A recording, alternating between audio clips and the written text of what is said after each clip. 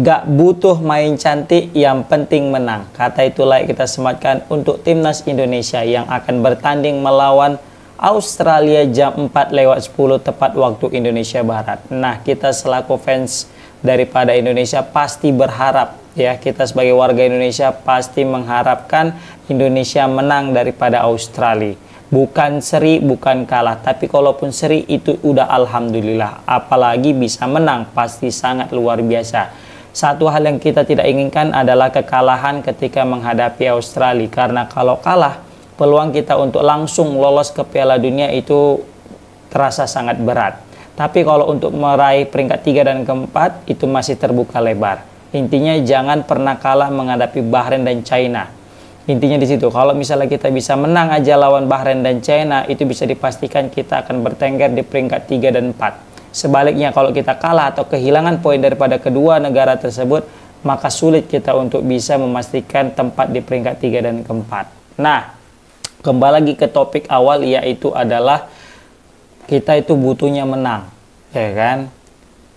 Jadi ada dilema yang terjadi. Kita bagus main cantik tapi kalah, atau main jelek tapi menang. Iya, jelas lah main gimana pun mainnya yang penting menang. Intinya kayak kata Bang Pangeran di salah satu TV nasional, ya, di situ dia mengatakan meskipun Australia punya 1000 atau 100 shoot on target gitu kan, tapi nggak ada yang gol, terus kita cuma 1 shoot on target tapi gol, meskipun penguasaan bola Australia 99% dan kita cuma 1% penguasaan bola, tapi kita berhasil menang, itu lebih baik ketimbang kita tidak menang sama sekali. Ya kan, itu lebih baik ketimbang kita penguasaan bola banyak, shoot on target banyak, tapi nggak menang. Untuk apa? Karena di pertandingan kali ini yang kita butuhkan adalah yang sebuah kemenangan, sebuah 3 poin, bukan main cantik. Kalau main cantik mungkin kalau kita main liga, ya, butuh banyak matches atau sekitar 38 pertandingan, mungkin perlu namanya main cantik biar bisa konsisten untuk sampai ke juara. Tapi kalau misalnya kita berada di level kayak gini, kualifikasi yang notabene mainnya juga terbatas, hanya mengandalkan 10 pertandingan, 5 away dan 5 kandang, maka paling realistis adalah bermain menang, bukan bermain cantik, ya kan? Aku yakin ini pasti menuai banyak pro dan kontra, ada yang setuju sama aku, ada yang kontra. Kalau yang kontra pasti bilang, enggak lah bang, kita pasti butuh main cantik. Alah, untuk apa menang kalau nggak cantik mainnya, ya kan? Contoh kayak Arsenal. Arsenal tuh kan kenapa nggak bisa, bukan menjudge ya, tapi lihatlah Arsenal, kurang cantik apa mainnya? Salah satu tim Inggris yang punya pola permainan paling cantik itu Arsenal. Sejak masa Arsene Wenger sampai sekarang Arteta, Arsenal adalah satu-satunya tim yang paling bisa kita nikmati pola permainannya. Kenapa? Karena memang cantik. Bahkan kalau kita main PS sekalipun, kalau main enak tiki taka ala Barcelona, itu pakai Arsenal, ya kan? Nah, tapi kekurangan Arsenal apa? Ya, mereka sangat sulit untuk meraih trofi. Dan terbukti Liga Inggris mereka semenjak terakhir kali 2004 belum pernah meraih trofi. Bahkan Champions League mereka juga tidak pernah menangi. Nah, seperti itu. Tapi ya, sekali lagi, ya, nanti aku dikatai kardus pula, ya kan. Tapi yang jelas saat ini yang paling kita butuhkan adalah kemenangan, bukan bermain cantik. Makanya bisa aku bilang kita itu nggak butuh main cantik, tapi butuhnya menang. Butuh kita main cantik, tapi bukan sekarang. Mungkin nanti ketika kita sudah memastikan tiket lolos ke Piala Dunia, di situ mau main cantik, terserah lah. Yang penting target kita awal ini adalah apa? Lolos ke Piala Dunia, lolos ke Amerika, Meksiko dan Kanada. Selain daripada itu nggak ada, ya kan? Aku yakin juga ada sebagian yang setuju sama aku, ada sebagian enggak. Nah, kita itu poin yang pertama. Nah, kita bahas poin yang kedua. Poin yang kedua di sini kita akan membahas bagaimana supporter timnas Indonesia yang akan memenuhi stadion Allianz yang ada di Sydney. Karena beredar kabar bahwasanya dari Bung Harpa, ya, katanya bukan 3.500 supporter nih yang akan hadir, melainkan 10.000 supporter. Hanya saja nanti mungkin duduknya terpisah. Kita ketahui bahwasanya Australia kayaknya lebih baik dalam menjamu kita berdasarkan tempat duduk penonton ketimbang daripada China, yang mana China membatasi kita penduduknya untuk datang, dalam artian sedikit dia memberikan seat dan juga letaknya juga pojokan paling atas, dan juga ya dipindahkan juga lokasinya ke Qingdao, bukan di Beijing, ya kan, bukan di Guangzhou, bukan di kota-kota paling besar lah, tapi diletak di Qingdao sana di pelosok, ya kan, walaupun ya China pelosok pun tetap nampak kota gitu kan.